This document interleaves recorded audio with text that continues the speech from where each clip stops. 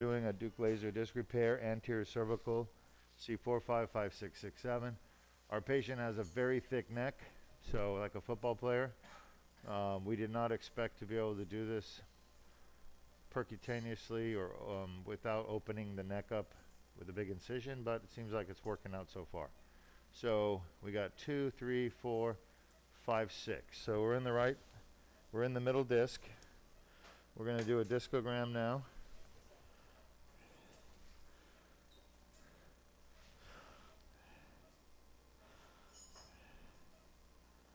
Our patient is asleep, so this is not a evocative discogram.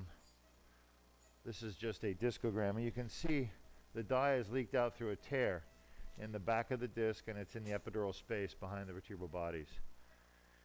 So let's go with an AP. Coker.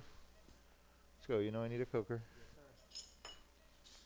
Start thinking ahead of me. 1 step ahead, 2 steps ahead. That way you stay ahead of me. All right. Yeah.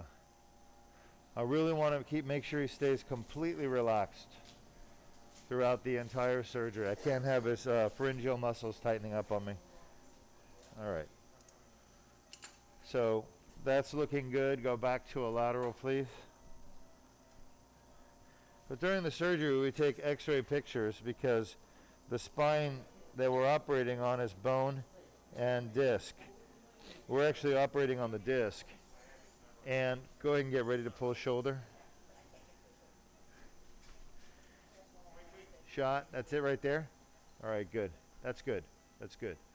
So 2, 3, 4, 5, 6. So I'm putting my guide wire in. Let's get one more shot. Shot.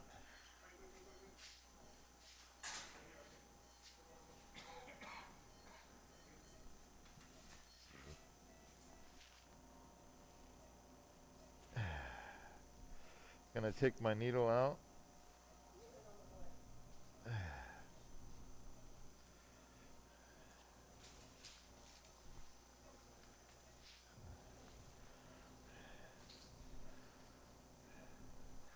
The neck is nice and supple. Yeah. We're gonna do a little local in the skin.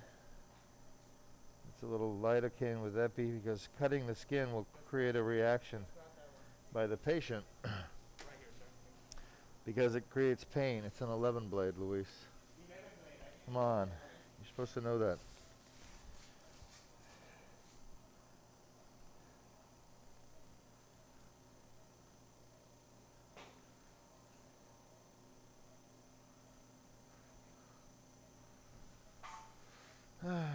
Where's our blood pressure?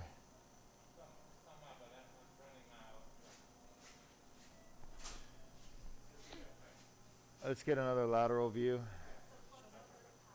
That's good. No, we're good. That's good. You don't have to pull the shoulder. Yeah, I'm actually amazed that we're able to get such a good view. Just give me a second. Where are we at with our blood pressure? Huh?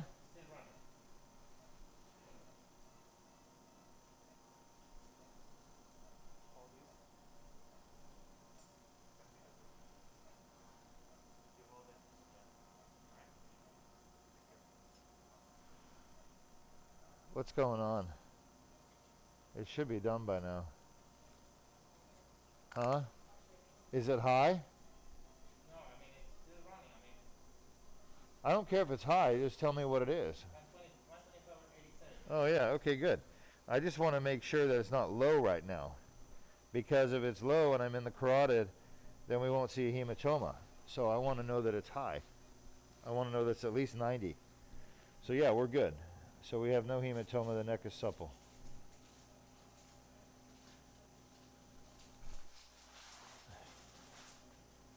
So I'm making an incision in the skin. That's fine. Let's get it down a little bit. So we made our skin incision with a number 11 blade.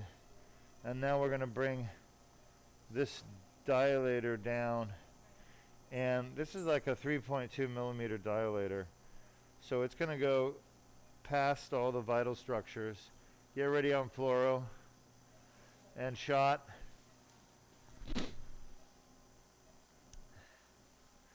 When we do surgery, I need a shot.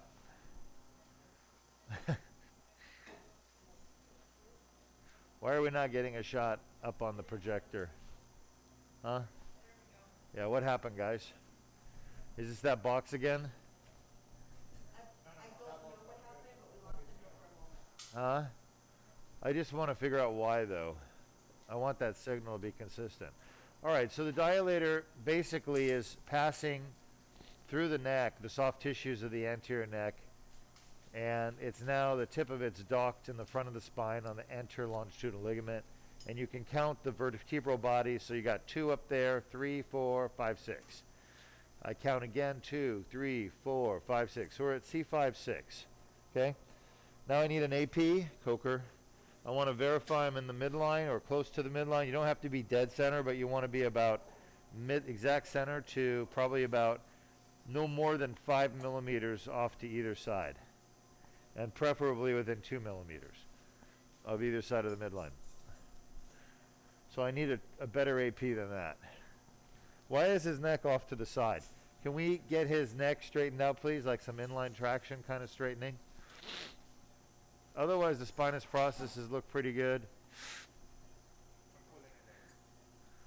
Yeah, I would just kind of straighten them out. Maybe, I think it looks like he needs to go that way, towards, yeah, just see if you can kind of get his neck straight. Shot?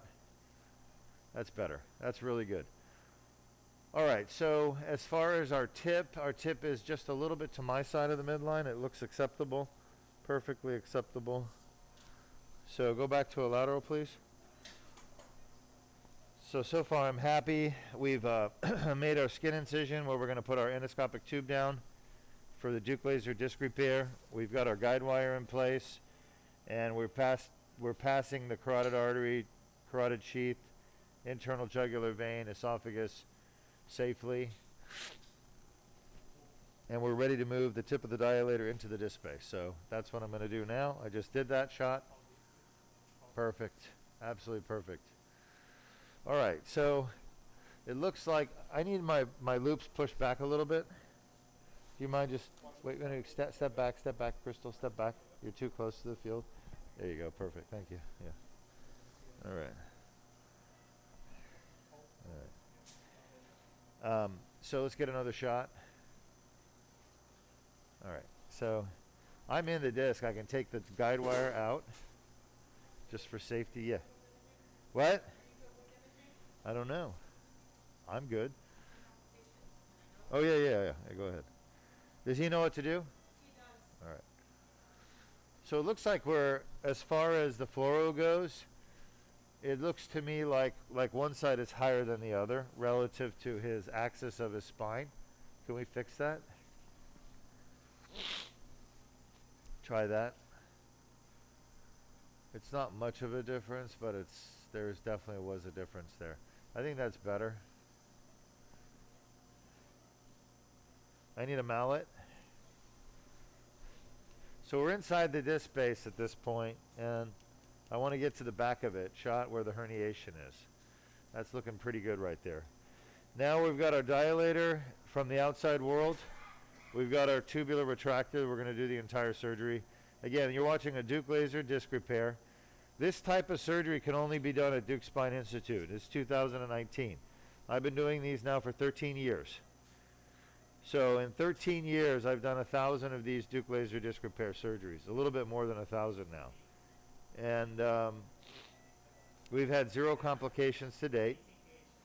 All the surgeries are done through a tiny tube. And there's no one else in the world right now doing this. The Koreans were doing it for a while. They had some complications. I've heard they've stopped doing them. There may be somebody doing them somewhere else in the world, but not very many doctors know how to do this type of surgery. The whole surgery is going to be done through this tiny little tube. Okay? Now, the alternative to this would be an open surgery with a big incision, about this long. About that long right there. Okay? And whether this patient would have an open fusion or an open artificial disc surgery with 3 artificial discs or 3 levels fused, 3 discs fused, either one of them would be acceptable. But you imagine the big incision, the amount of scar tissue, trouble swallowing. So we're able to avoid all that by doing it endoscopically. All right? So here we go. We're going to go down with our tubular retractor. It's 4 millimeters wide. From side to side, 4 millimeters is nothing. When you look at these incisions that we make for the surgery after surgery, when they heal up, it looks like a pimple. That's it, a little tiny pimple. And of course, pimples are infected. This is not. But you get the idea about what it looks like. It's a tiny little red spot on the neck. Okay? All right. Mallet.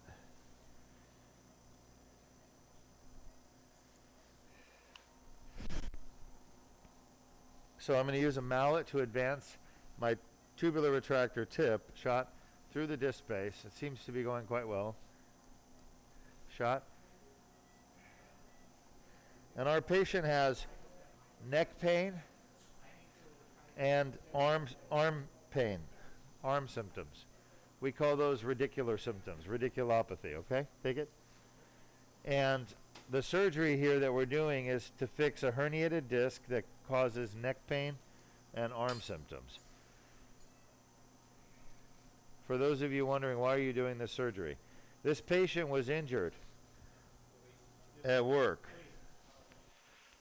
And I can't tell you anything about who he is, but I'll just say that he injured his neck and back, and he had a Deuk laser disc repair already done on his back, and he had such a good result. He's so happy. The pain is gone, that he wanted to get his neck done also. Sorry, I'm just trying to get our fluid adapter engaged. All right, one more shot there. That's looking good. 2, 3, 4, 5, 6. We're at 5, 6. So far so good. All right, next we're going to go ahead and... I'm not worried about that. Excuse me. I'll move out of the way, please. All right. Let's get the scope in, Luis. Let's get the scope in. So we're bringing in the scope and the laser fiber, irrigation, etc. Okay. Luis, I need, just watch that fiber. I don't want it hitting me.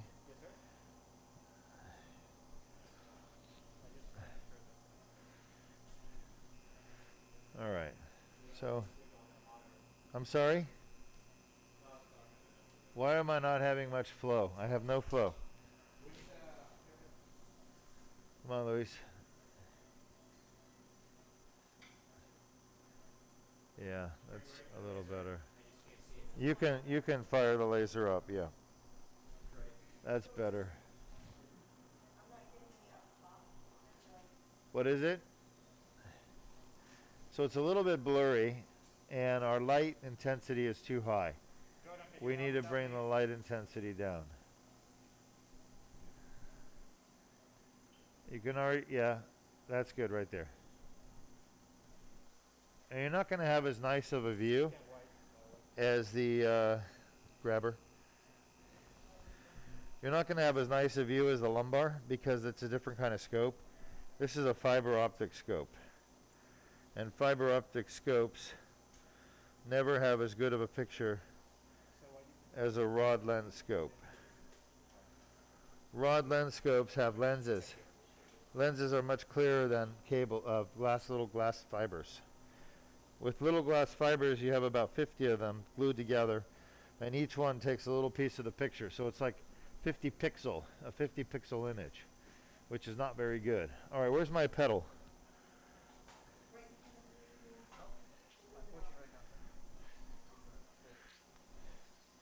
You need to do something about that pedal. You're on 20, right? There's a herniation right there. Yeah. You're on 20, correct? That's correct. Watch that cable. Do not let it hit my face. Luis. So what we're seeing is the disc, the back of the disc. On the left at 9 o'clock is the end plate of the vertebral body. And one thing that I always see by the end of this laser procedure at the disc is that the disc is moving much better. Like right now it's very stiff from all the scar tissue. The scar tissue comes from inflammation. The inflammation comes from the herniation. So basically the herniation causes inflammation. The inflammation causes neck pain in the neck or back pain in the back, okay? And that pain from inflammation is the pain. Okay, you keep an eye on this. Put your finger around it like that. Don't hold it. Just guide it so it doesn't hit me.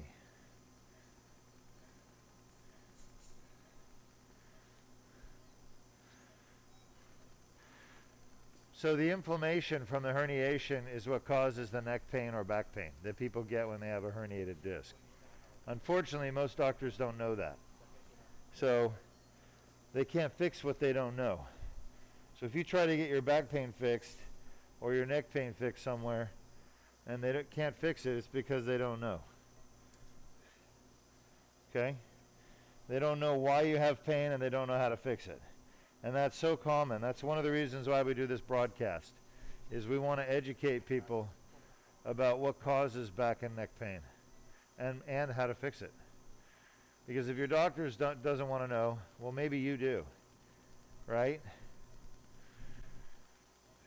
Maybe it's not important to your doctor, but it should be important to you if you're suffering with back or neck pain that's chronic. So I've given up on educating doctors. I don't try to educate them anymore. I've already spent years trying to educate them.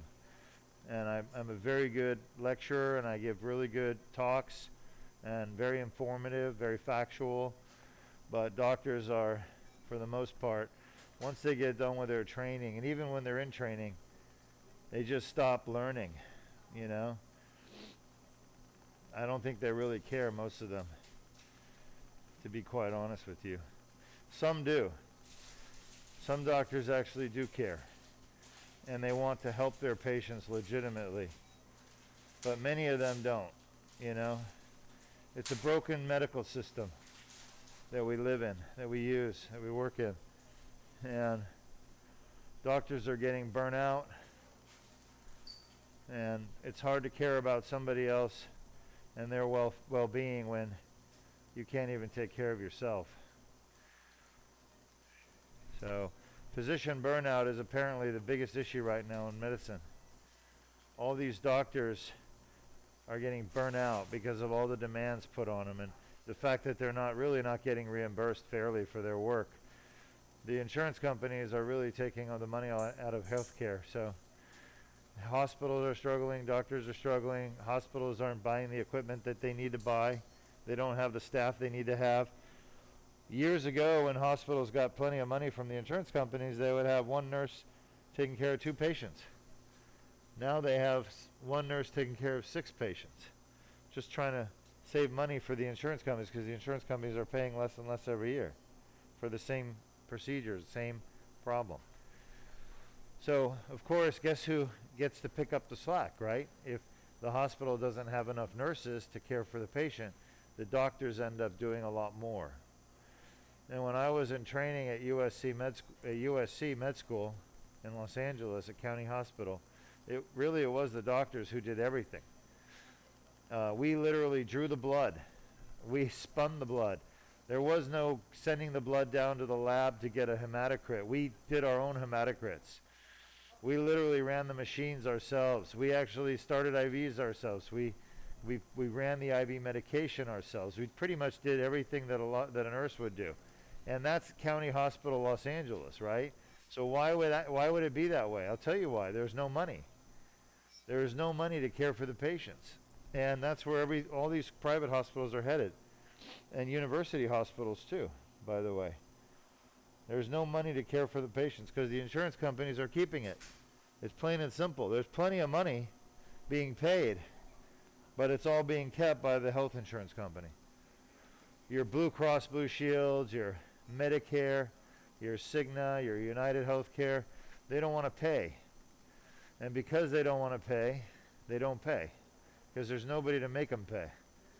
All the lawyers, all the politicians pretty much work for the insurance companies. So what happens is it creates a situation where patients go to the hospital and instead of getting the right care from the right providers, they either don't get the care they need many times or they get it from the wrong provider. So there's too much being put onto the shoulders of everybody, not just doctors, nurses, assistants, technicians. Everyone is basically getting overworked. They're getting asked to do more for less. And again, simple reason, because the money is not coming to the hospitals or the physicians or the technicians. It's going to the insurance. It's being kept by the insurance company. And the way they do that is through something called a denial. So basically, by them denying treatment, they're reducing the amount of cases a hospital has, reducing the amount of paying cases. And when a hospital doesn't have enough paying cases, it tries to cut costs or it goes bankrupt. And right now we're seeing a record number of bankruptcies right now in healthcare. I was just reading about another hospital closing down in Virginia. I mean, there have been so many hospital closures in Virginia. You got to watch that blue tube to my face. You understand? Allison, you have one job. That blue tube cannot hit my face. You understand that? Look at where my mask is. See where the blue tube is? See how it comes here towards me? You cannot let it hit. You have to pull it towards you so it doesn't hit. Okay? Can you do that? Yeah. We have a question. Sure. One of our viewers is wondering, what is the fluid coming out of the scope? The fluid coming out of the scope is saline or irrigation. We're putting it there. We have a bag of sterile saline being run through the scope. That's the fluid coming out. And you're welcome for providing you with such high definition imaging that you could see the fluid coming out of the scope in the dark in our big operating room. We have another question as well. Sure. So just let me, before I answer the next question, let me just say for those of you who have not watched one of our live surgeries before from Duke Spine Institute, we broadcast live from Duke Spine Institute for one reason, to educate the public about spine care, spine issues. So whether it's diagnoses or treatments or testing, we answer questions regarding any of those, or even socioeconomic issues, psychological issues, family issues, work issues. Anything to do with the spine is what we discuss. So this is like a live talk show. Maybe you can consider it like the Howard Stern of spine surgery, for those of you who know who Howard Stern is, where we field questions or we talk about issues, contemporary issues in spine care. We talk about every aspect of spine care, from pain management, diagnostic testing, therapy, medications. Whatever you have questions about, we're going to do our best to answer them. And if I can't answer it, I'll tell you I can't answer it. But this is basically like the old radio show was, Straight Talk, okay? Where we don't beat around the bush. I don't BS people. I literally just tell them the truth. If I don't know the truth, I'll just say I don't know. But if I tell you something, it really is the truth. And I know quite a bit about spine care. I'm actually a board-certified neurosurgeon practicing in the United States in Florida. I'm the founder of the Duke Spine Institute, and we're the most successful and highest quality endoscopic surgery, spine surgery facility probably in the world. And we base that on our results. So we're pretty much the leader. Laser Spine Institute closed down about 6 months ago.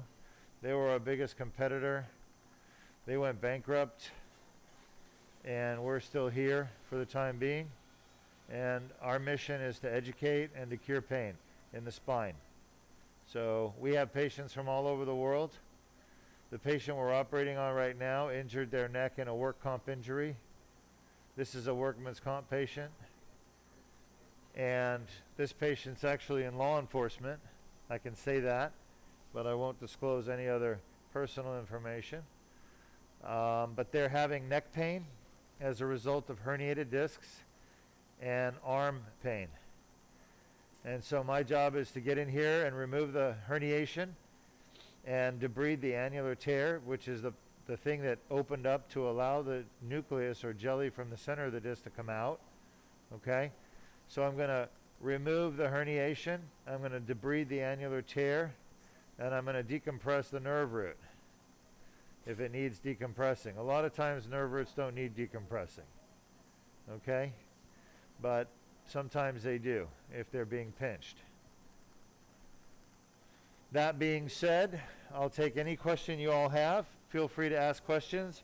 It's a great way for me to talk about topics and also figure out what it is that you guys are all interested in knowing about. Anyway, that's the foramen over there on the patient's right side, and it looks pretty darn clean. You got the white fibers down there, that's the posterior longitudinal ligament. That's the foramen right there. And I don't see any herniation left in there. But I'll take the question. That's the center of the spinal cord right down there, just below that posterior ligament. What's the question? Yes. We're pretty much done with this level. One of our viewers is asking if they've had disc replacement and fusion in their back before, but they're still in pain. Can anything be done about it? All right, so we have a viewer who's had, scope off. We have a viewer who's had disc replacement and fusion before, and they're still in pain. Come on, we need a light on. Can anything be done? Yes, of course something can be done. If you've had a fusion, then you're not having pain from where your fusion was if the bones aren't moving, if the fusion was done properly, okay? You must be having pain from one of the joints above or below the fusion. So the fact that you're still having pain tells me there's something painful that's moving, and that's what we can help you with. We specialize in fixing painful joints. So I would say yes. The best thing you can do if you want help from us is either come in and see us directly by scheduling an appointment. And the other way you could do it is if you don't want to come in and you want my opinion on something, you just got to send your MRI in. Can you push my glasses back again? There you go. Just send us your MRI. We do a free MRI review at Duke Spine Institute. No cost, no obligation. So you don't pay a single penny. All you got to do is get your films to us. I'd say probably the best way to do that is through our app. So go to your app store and download the Duke Spine Institute app. It's free. We try to do as much free stuff for people as we can. So the app itself is free to download, and once you open it up, there's a button that allows you to submit your MRI for review. I'll be happy to look at it and give you my opinion on what can be done. And I even do a 5-minute video conference with you for free as well. Okay, we've completed the C5-6 disc. We now need to do C4-5 and C6-7. So I'm going to try C6-7 first. I need the patient fully relaxed. Are we good? And then a little bit of inline traction. I'll need a shoulder pull from you. And is the laser off? Perfect. So I'm going to move this stuff for a second because a lot of times it has dye in it from the discogram material. All right, I'm going to go ahead and take the tubular retractor out and leave the dilator shot. I want to make sure the dilator doesn't come out. All right, I'm going to need a better picture of the spine. Jordan, just so you know. Here you go, Luis. Okay. I need a better picture of the spine. I need to see C6-7. You had a better shot earlier. Let's pull the shoulders a little bit, and let's just see what we can do. All right. That's a little bit better. Can you give me a little bit better at C6-7? It's not terrible, but I need a little bit better. Shot. And you're pulling the neck? I am. Shot. That's it right there? All right. I think it's your hand in the way. Take your hand out, please. Shot. Yeah. All right, I need C6-7 just a little bit more than we've got it. Okay, instead of putting your hand up there, grab the shoulder ball. Okay, no, you're way up here. You don't want your hand here. You want to come down here, grab the shoulder, pinch it, and pull down. Shot. All right, that's better. I can work with that. Okay, so I'm going to go ahead and pull this out. Are you totally relaxed on the neck?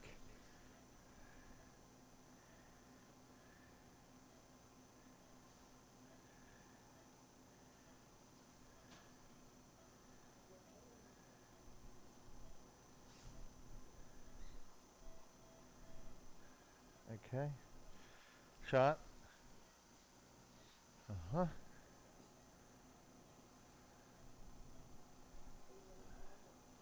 Shot. I need an AP. I'm going to be a little bit off to my side or the other side. I don't know yet. We got to find out. Don't touch anything. Shot. It's a little bit my side.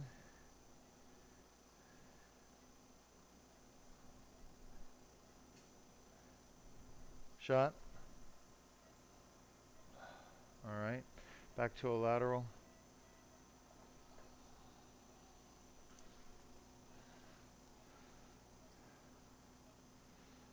Is he totally relaxed? I mean, I really need it right now. No, just not yet. Let's see where we are. I need better picture than that, Jordan. I guess you can try the shoulder a little bit. Shot.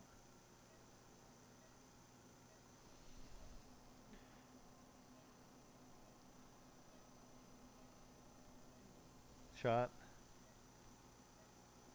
I'm not going to make it down to C6-7.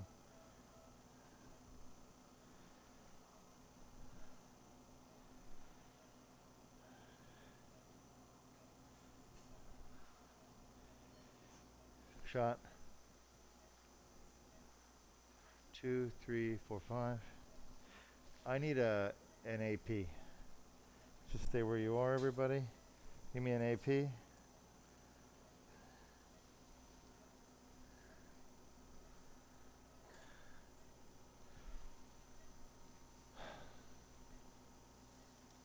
Perfect.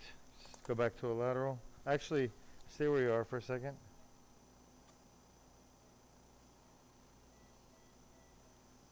Shot. Go back to a lateral.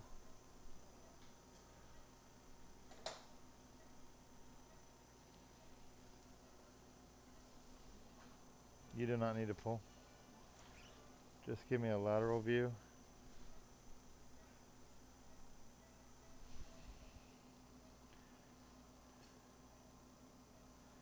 Shot. Shot.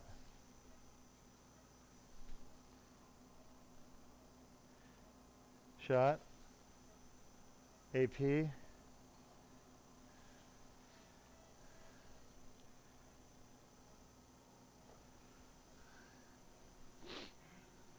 go. Perfect. Lateral. So, thanks for not asking questions right now. This is the hardest part of the whole surgery. You got inline traction? Yes, sir. Keep it there. Shot.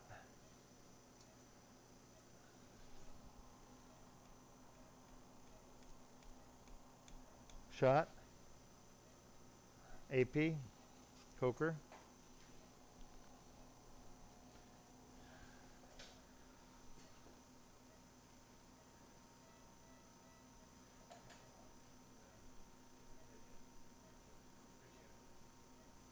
All right.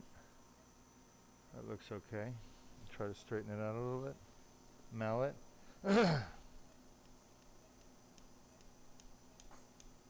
Shot. Wait, wait, wait. Sorry. Let me get my hand out of the way. Shot. Let's go lateral.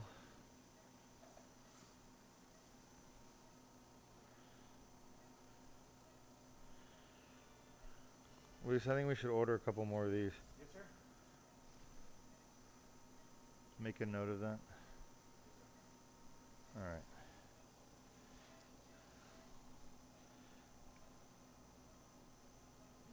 Shot. Okay, so I want to do our discogram now, and let's keep that neck supple, please. You don't need to give me any more inline traction though. Shot. That's perfect.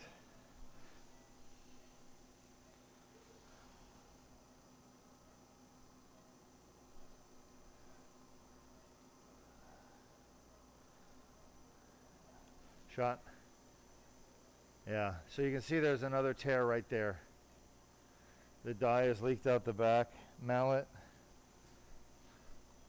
Give me a little more north with the fluoro. Shot.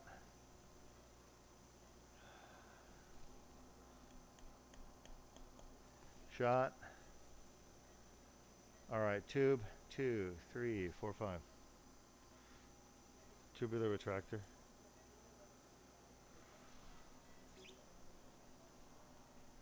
For those of you joining us just now, can you see this in my hand, this little metal straw? That's what's called the tubular retractor. And the entire surgery is done through that little tube. Okay, so instead of doing a big open incision and taking the whole disc out just to get to the little piece of herniation in the back, we get to the back of the disc through this tube. So we pass through the normal disc in the front and just get to the part in the back where there's a problem.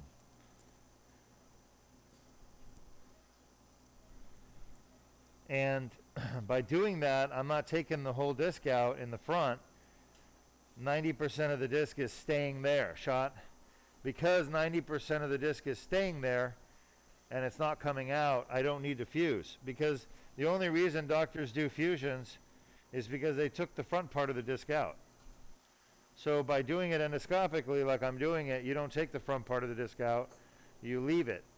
And therefore you don't need to put a cage in, you don't need to put an artificial disc in, you don't need anything put in there because the patient still has their normal disc there. Shot. That's one of the beauties of this surgery is that we're not taking the whole disc out, so we don't need to do a fusion or an artificial disc. We just leave it all natural. And I just get the part that's causing the pain out in the back, which is the herniation and the annular tear gets debrided. All right, so we're at 4-5. I was not able to get C6-7. It's too low and his neck is too thick and it's not letting me get in.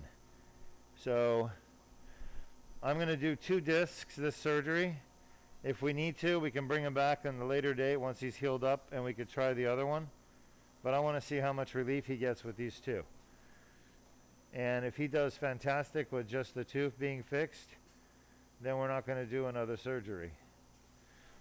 So I think there's a very good chance we'll get rid of maybe 80 or 90% of his pain with just the 2 that we're fixing. The bottom one was not as bad in my opinion, but most importantly, I can't do it safely, so I'm not going to jeopardize the patient's safety to do something crazy. That would be inappropriate for me as a surgeon to do that. I'm not going to put the patient at extraordinary risk for a small benefit. That's where you want a surgeon to exercise proper judgment for you while you're asleep. Okay? Because you can't make decisions for yourself when you're asleep. You're under anesthesia. So you have to hope your surgeon makes the right choices in the operating room. And I can tell you, I've seen many surgeons. These are all fragments of herniation right there. The blue stuff that's coming out. You can see they're like little pieces of blue river rock. Those are fragments of herniation. So we're getting the herniation out, which is good. But anyway, I've seen lots of surgeons do really bad things in the operating room, folks. I could tell you many stories from not myself, but my coworkers who just weren't thinking. you know? You ever watch those television programs where they show you YouTube videos of people doing really stupid things? I mean, if I told you some of the stories from my residency that I know happened, not with me, but with other people, it would blow you away. So you really want to make sure you have a surgeon that has good judgment in the operating room, is going to be safe and smart with your body. Okay?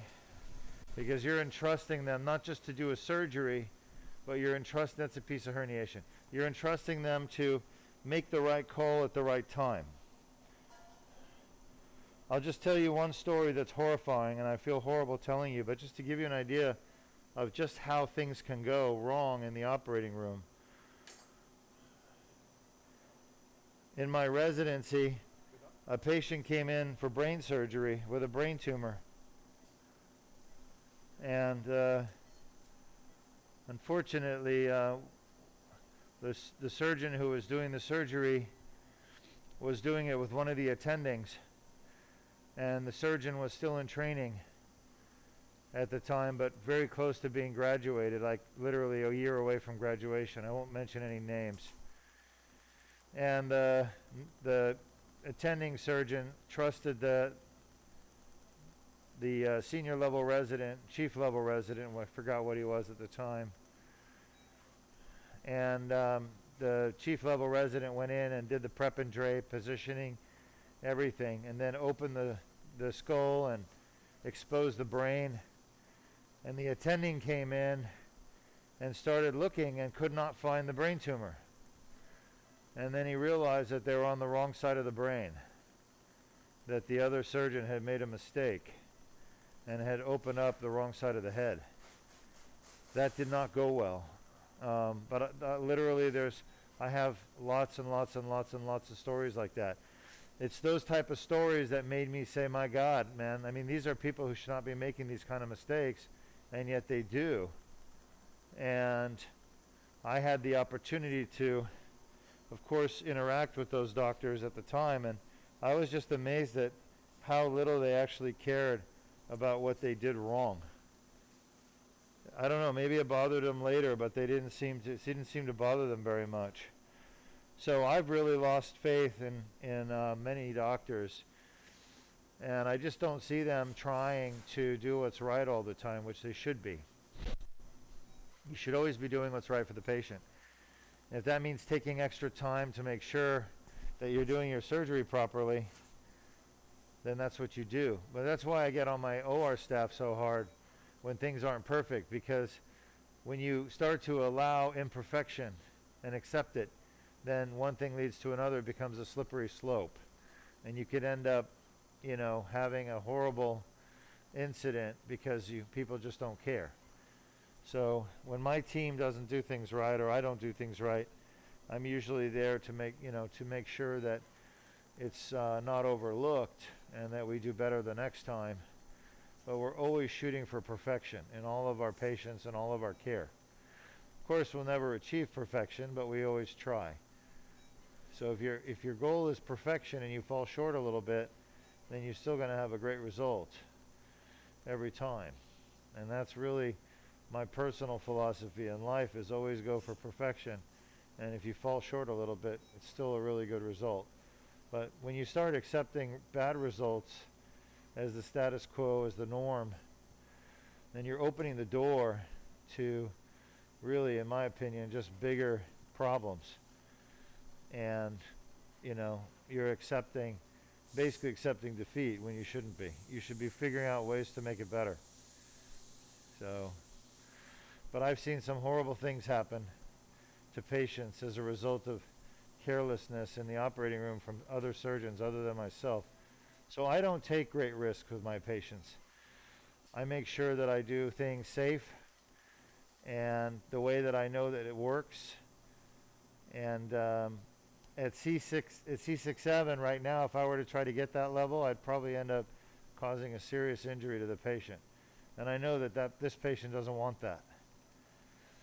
they want to come out of the surgery and be normal, and they want to have as much relief as they can get safely.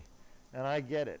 And I'm not a cowboy. I'm not going to try to overdo it. You know, I don't have a reason to do that. I'd rather see this patient go home today happy and safe and have a little bit of pain that I couldn't get rid of because I couldn't get to the C6-7 than to have this patient go to the hospital, you know, paralyzed because I injured the artery that feeds the brain, have a stroke, you know. So once in a while we do encounter a patient where we can't do everything we set out to do in surgery. It's not often, but it does happen. And honestly, I'm pretty happy that we were able to get this much done with this patient, because this patient had a very thick neck, as thick as they come.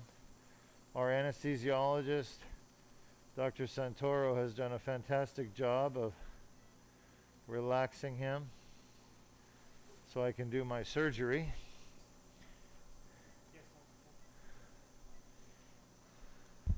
We have another question. Sure. Is this surgery okay for someone with degenerative disc disease? What's the chance that I'll have to do it again? Great question. So is this surgery okay for someone with degenerative disc disease, and what's the chance that I'd have to do it again? So first question is this surgery okay for a patient with degenerative disc disease? 100% yes. That's what we're treating as a degenerative disc disease condition. So a lot of people get confused by all these different names for disc problems, like disc bulge, disc herniation, disc protrusion, extrusion, migration, degeneration, spondylosis, listhesis, stenosis. But really, all of those terminologies are pretty much the same condition. It's all related to an injury to the disc, all right? So a herniation is the very beginning of all of that. So to get degeneration, herniation is the first step of degeneration, okay?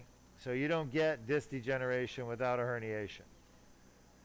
So all disc degeneration is really herniated disc that's just either at its very beginning or advanced.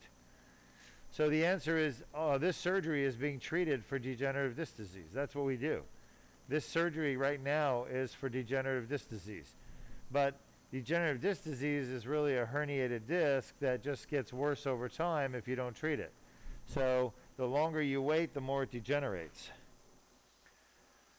So this patient injured their disc in an accident on the job, and now over time it's starting to degenerate, and they're getting more bone spur formation, more scar tissue, more narrowing or stenosis, and more pinching of the nerves. So that's why we're doing the surgery. But this surgery is perfect for symptomatic degenerative disc disease. And if you look on the internet, you'll see that I published this surgery for degenerative disc disease. If you go look at Surgical Neurology International, which is the medical journal that this surgery was peer-reviewed and published in, and it's for degenerative disc disease, herniated disc, bulging disc, all those things. So it's all a spectrum, basically. It's all part of a spectrum. But it all starts with a herniation. It all starts with an annular tear, really, if you want to be technical about it. The annulus tears, then the nucleus squeezes out, and we call that a herniated disc. These are little pieces of herniation right here. The second question is, will I have to repeat it? The answer is no. You will not have to repeat it unless you re-injure your neck. Now, we've had about 1 out of 100 patients re-injure their neck or back after surgery. And they get what's called a recurrent disc herniation. And that's always because they're doing something they're not supposed to do. So as long as you follow the instructions, you will not get a recurrent disc herniation. If you don't get a recurrent disc herniation, that's the spinal cord down there, by the way. The blue is dye right on the spinal cord.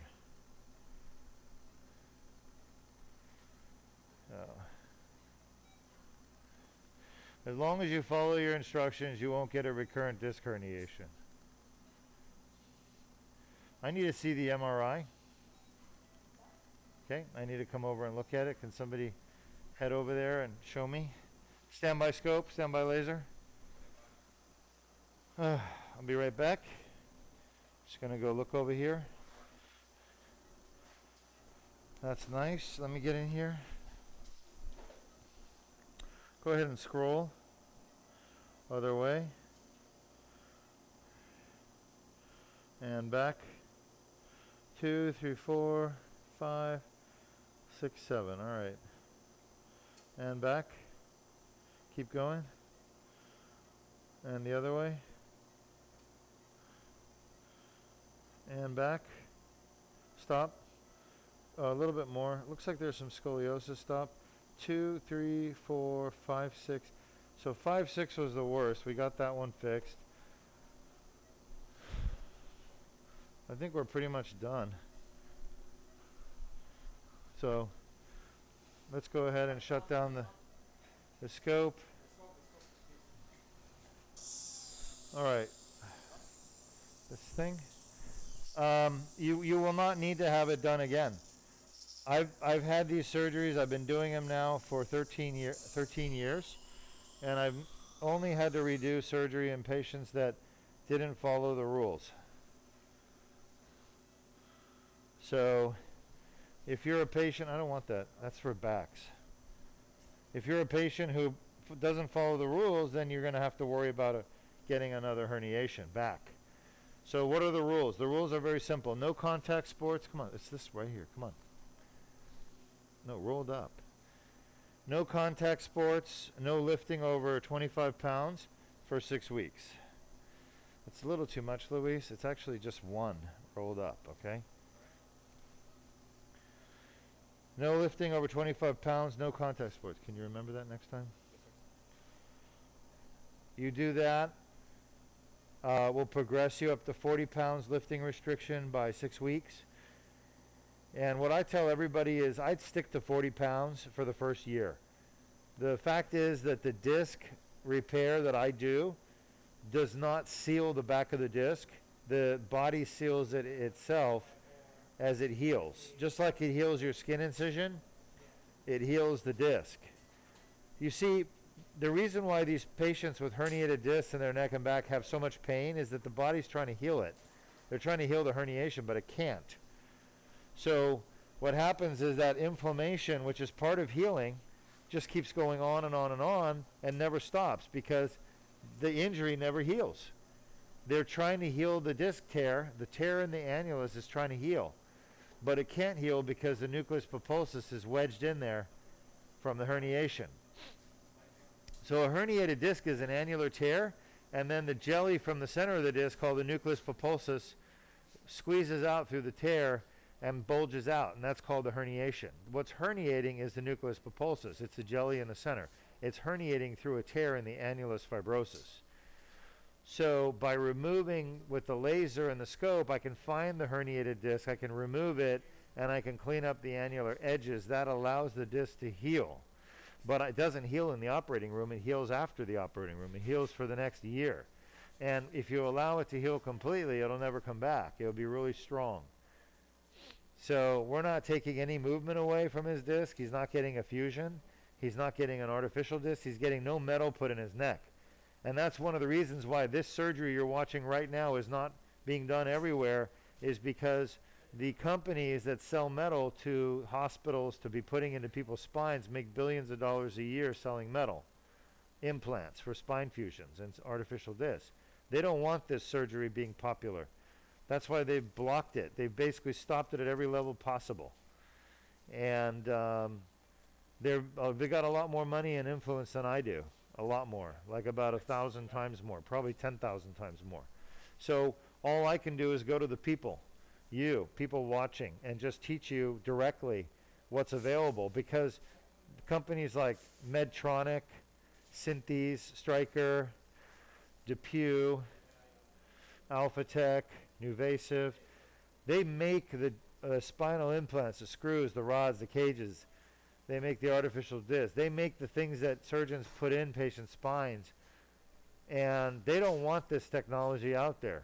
But I'm putting it out there because I'm a doctor. It's my job to educate my patients and the public about what's available. It's my job to do what's right for the patient, not what's right for a business.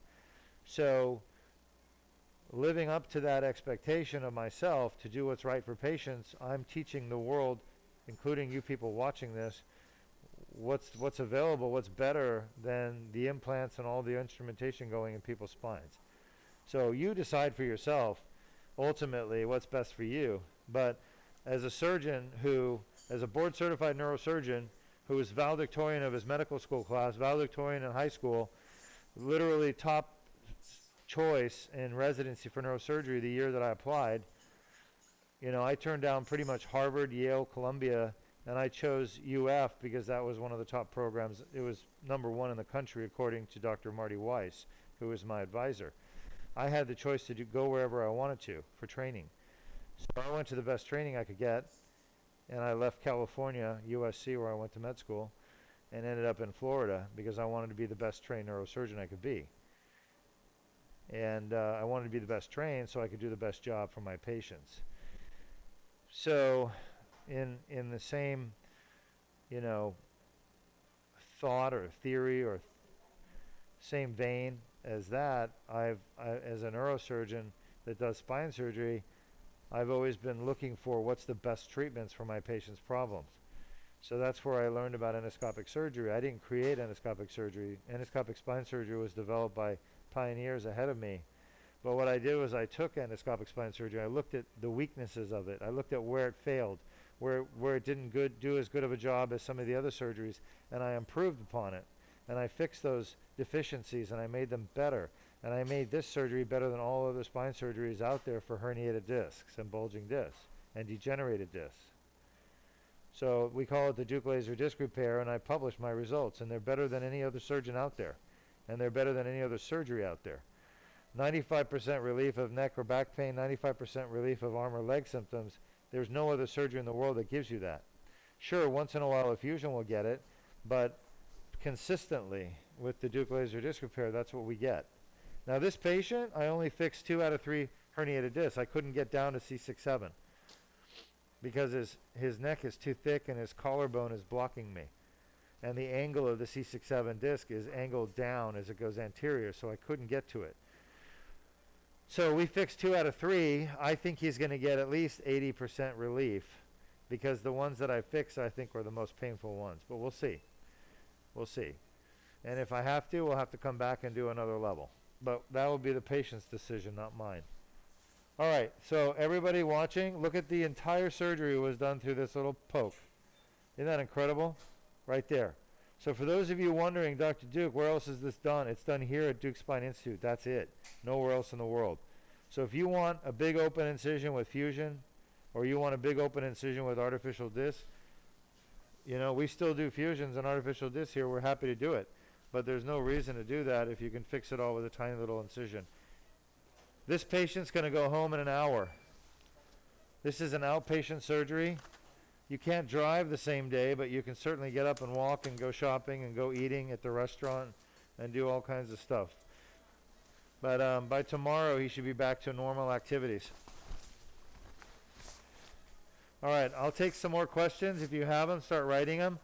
I'm going to head over to the conference room where we broadcast, and I'll answer all your questions. Just start typing them up, okay?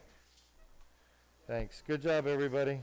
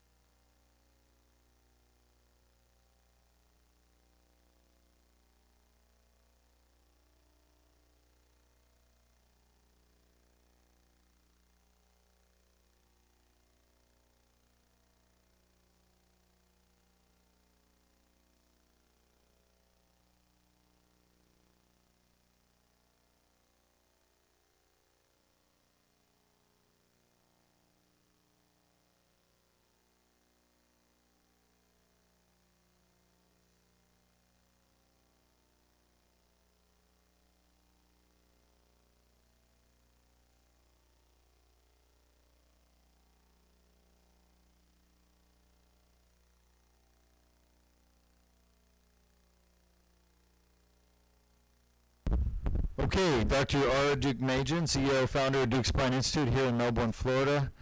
I'm back with you, and we're just wrapping up a Duke laser disc repair on a cervical spine. So people want to know, what is this? What's going on? Why are you broadcasting? So I'll tell you why. I truly believe that the patient is the center of medical care. That's why we do medicine. It's for patients. It's for people with problems. And I truly believe that informed consent and informed decision making is an essential part of the proper delivery of health care. So to be informed as a patient, you need someone to inform you. And I think it's the physician's job to educate their patient and inform them. Now, I'll be honest with you, if I spent an hour and a half informing every patient of the potential options, risks, and benefits of everything, I would never get any work done. I would literally just be bogged down in teaching. And so I believe that patients need to have that available to them should they want it or need it. But I also believe that this broadcast that we're doing live with me answering questions as an expert in spine care, I think this is an invaluable way for me to teach a lot of people at the same time. So as a doctor, what just gets me down is like having to repeat myself over and over again, like 50,000 times a year, saying the same thing over and over again, right? Because I just don't have time for it. I as a surgeon, I don't fix people by talking. I fix people by acting. And sometimes it's ordering the right tests and then ordering a nerve block or an interventional procedure. Sometimes it's by sending the patient to therapy. Sometimes it's by operating. The point is that we don't fix people by talking to them, okay? Psychiatrists do that a lot of times, and they don't even really, they use medications these days to do that. But counselors do that, and neurosurgeons aren't counselors. I mean, we're really diagnosticians, educators, and technicians. That's really what we do. Three things: diagnose, educate, and do the technical part of treatment. So to that end, I believe, though, that every patient has a fundamental right and should be educated about the different treatments and the pros and cons of each one and what their options are. Come on in, Lauren. So to that end, we've created this live stream surgery where, honestly, I'm in the operating room for an hour doing surgery. I know how to do these surgeries so well, I could literally be watching a movie while I'm doing surgery. But I don't watch movies while I'm doing surgery. I actually broadcast live so that I can spend that hour of my time while I'm working and doing a technical thing. I can actually teach people. And so I'm a very efficient user of time. You know, for people who know me and live with me, they know that I waste no time. I literally go from one job to another, and sometimes I'm doing 3 things at the same time. So when I'm in the operating room for an hour, it's kind of like you washing the dishes at the sink. You can wash your dishes and carry on a conversation at the same time. You can be talking to your friend about something, or talking to your doctor or dentist or whatever over the phone, and washing dishes at the same time. Well, washing dishes is a technical function. You know, so is doing surgery. It's no different. We have moments where we need a little bit more thought and we need a little bit more focus on what we're doing with our hands in the operating room.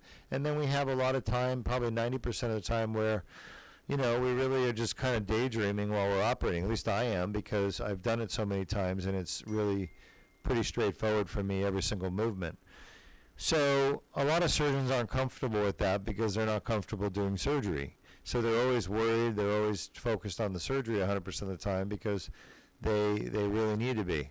But I have that extra CPU capability. Why not put it to use, you know? So that's why we created these broadcasts, live streams during surgery, is because it's a great opportunity for me to, number one, spend my free time while I'm operating teaching people about spine issues, but also at the same time it's a great opportunity for you, the public, to kind of basically zoom in on what we do here at Duke Spine Institute to fix people and really learn about the latest and best technologies and spine care in the world, literally available in the world. There is no spine care available anywhere else in the world that's better than what we do at Duke Spine Institute. And as a matter of fact, 98% of the facilities in the world that provide spine care do it far worse than we do it.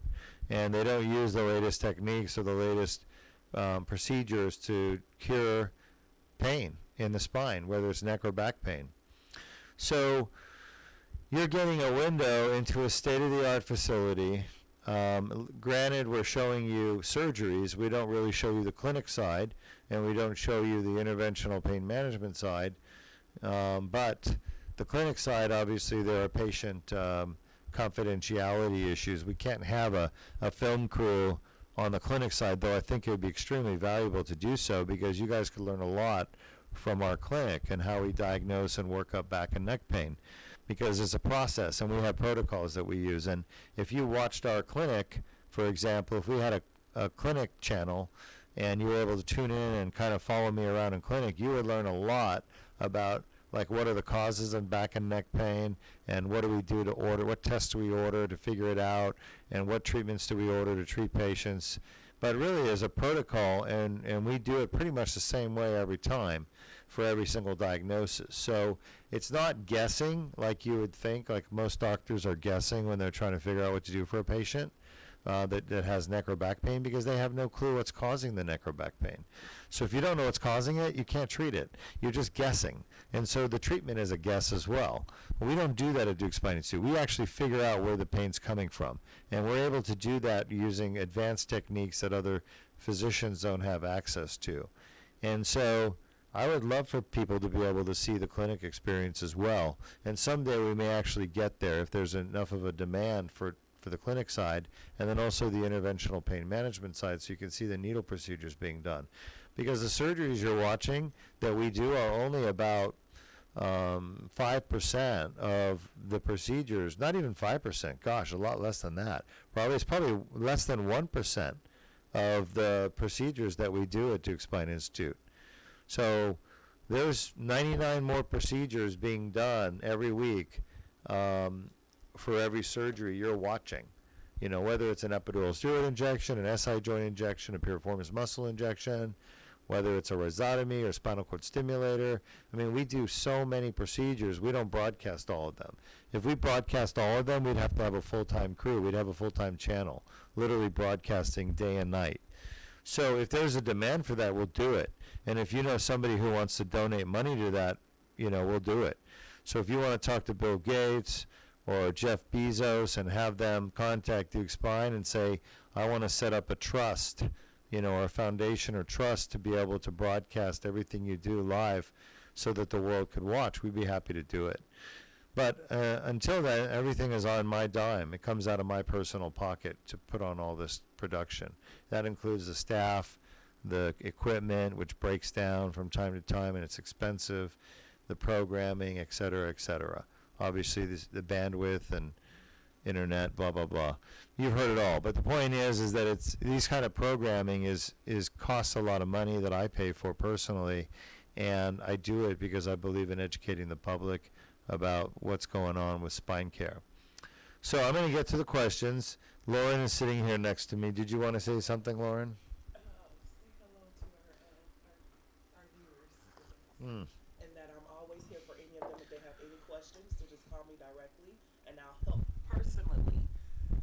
Hello, my name is Lauren, and I assist in all of the MRI reviews that helps get all of these wonderful patients here to Dr. Duke Majan. So at any time, if any of you have any additional questions outside of the broadcast that you'd like to get to Dr. Duke Majan, or if I can personally help you upload your MRIs for a personal review and a live teleconference with Dr. Duke Majan, I'll be happy to do so.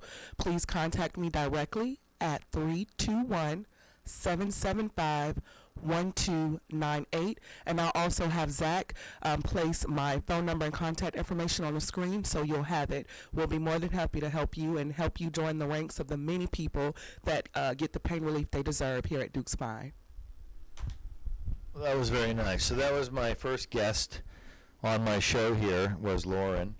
And thank you, Lauren. Lauren is, she's the one who really fields all the emails and MRI review. She coordinates a lot. She talks to patients, educates them, facilitates and coordinates care. So we have an entire team, and we have people that come from all over the world to have these laser surgeries done because they see the value in it, the success and testimonials of our patients. We just did 2 surgeries on Tuesday. One was patient was from Georgia, and the other one was from Maryland. So a lot of our patients are from out of state and out of the country, and we expect that that will continue to grow as our success continues to trailblaze with curing back and neck pain at Duke Spine Institute. All right, so the next question is it true that after 2 discectomies, the only option next is a fusion? So, great question. One of our viewers is saying, hey, I've had 2 microdiscectomies on my back, and now I've got another herniation, and is the fusion the only option? The answer is no. If I were you, I would definitely come in and see if you're a candidate for the Deuk laser disc repair, because I have done many disc repairs on patients who have had microdiscectomies before. Remember, microdiscectomy is a surgery where an incision is made on the back and the surgeon has to remove bone from your spine. The bone they're removing is actually like the foundation of your spine. It holds your spine together. So when they start taking that bone out, they don't tell you this, but when they start doing their laminotomy and partial facetectomy, they're actually removing the part of your spine that holds your spine together, you know, the joint. And so by doing that, they're weakening your spine. So the surgery that I do with the laser on the lower back was developed by Dr. Parvis Cambin, K-A-M-B-I-N, at Pittsburgh. And he did it for the exact reason of not removing bone. He went through a natural hole where the nerve comes out, right where the herniation is, pinching the nerve or irritating the nerve. So it's called transforaminal approach rather than a translaminar approach. Translaminar means you go through the lamina. That's what 99% of spine surgeons do, and that's what microdiscectomies are. You go through the lamina by drilling it or removing it. When you take the lamina out, you're also removing the facet joint.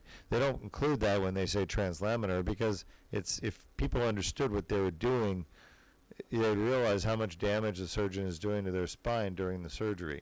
So why would you damage the spine to take a herniation out? Well, because we got to take the herniation out. And if all you know how to do is a translaminar discectomy, and you don't know how to do an endoscopic transforaminal discectomy like I do typically with the laser surgery, then you're going to be damaging all your patients' spines. And that's part of the collateral damage. Surgeons don't even think about it because they're like, well, what other option is there? And they don't know about the transforaminal approach because they never learned about it. They don't even know it exists. And so most of these surgeons out there just think there's one way to fix the spine disc herniation. That's a microdiscectomy. But there's much better ways now. And the best way, the most important way, is the Deuk laser disc repair. So is it true that you have to have a fusion? Absolutely not. I would not go through any surgery at all unless you first meet with me. Let me review your MRI. Let me see you on the camera through a Skype interview, and I'll tell you what I think you need to have done. I can do that after I've examined you over the video and I've had an opportunity to look at your MRI. So for anybody out there that wants an opinion about laser surgery, whether it'll work for them, whether the Deuk laser disc repair is the right surgery for them, just contact us. If you have a phone and you're using your cell phone, go to your app store and type in Deuk Spine Institute. That's D-E-U-K, not D-U-K-E. It's D-E-U-K Spine Institute. And right inside the app on the first page, you'll see there's a free MRI review. You click on that, you'll take a picture of your report. It'll upload by email to Lauren and her team, and they'll be in touch with you. And then they'll send you an email telling you how you can upload your images. So then you upload your images at home on your computer. And once you've done that, now you've got your MRI submitted. Of course, we treat it confidentially on our server. We have HIPAA-compliant servers that hold all the images. And don't expect us to mail back to you because we won't. So it's better if you do it digitally anyway, like we're talking about using the app. For those of you who don't have an app or cell phone, then just go to the website, dukespine.com, and you can actually submit for a free MRI review. But anyone out there wondering, will this laser surgery work for my back or neck? The answer is 99% of the time, yes, it will. So you don't even need to ask me. 99% of the time, it's going to work. About 1% of the conditions out there won't get better with the Deuk laser disc repair. Happy to answer those questions just to make sure you understand what will and will not work with the Deuk laser disc repair. But I can tell you, based on all my 22 years of doing this experience as a neurosurgeon that treats spine patients, 99% of the people out there listening to this that have a spine problem, Your problem is fixable with the Deuk laser disc repair.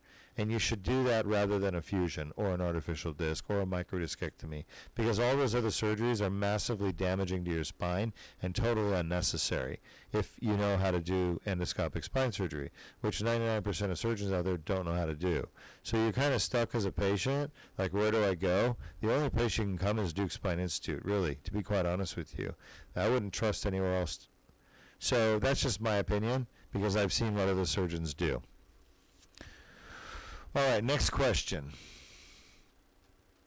So the answer to that one on Facebook is going to be no. Deuk laser disc repair may be a very good option for you.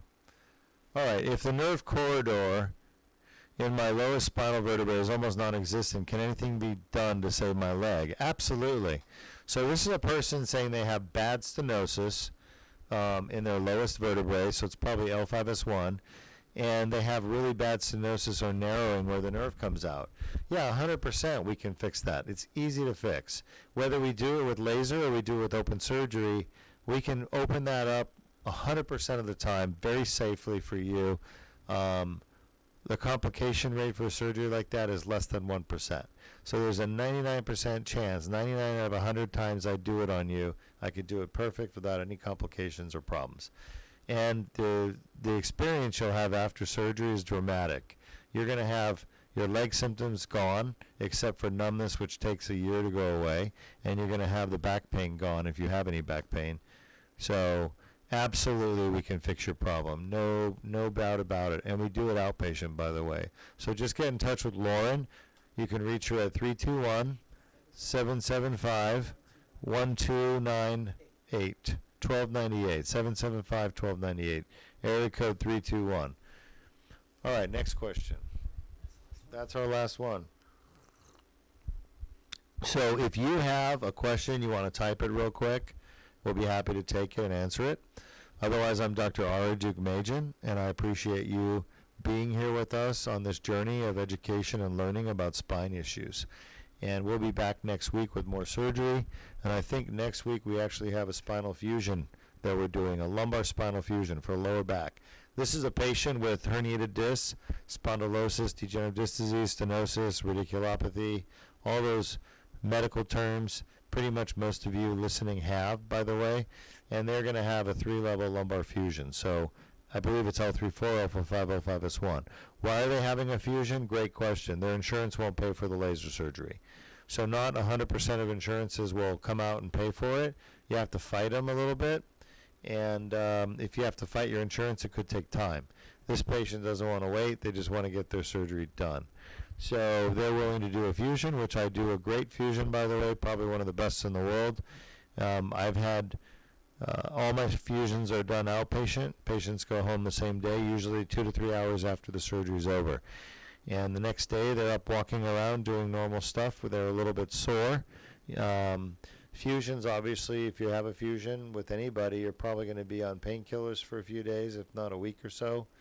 But it can be done very safely and effectively at Duke Spine Institute. Lauren, you want to add anything else? All right, I think we also have a few lasers next week, as well as fusion, so we'll have kind of a mixture of different types of surgery. So be sure to tell everyone else you know with back problems or neck problems, and tune in next week. Have a great weekend.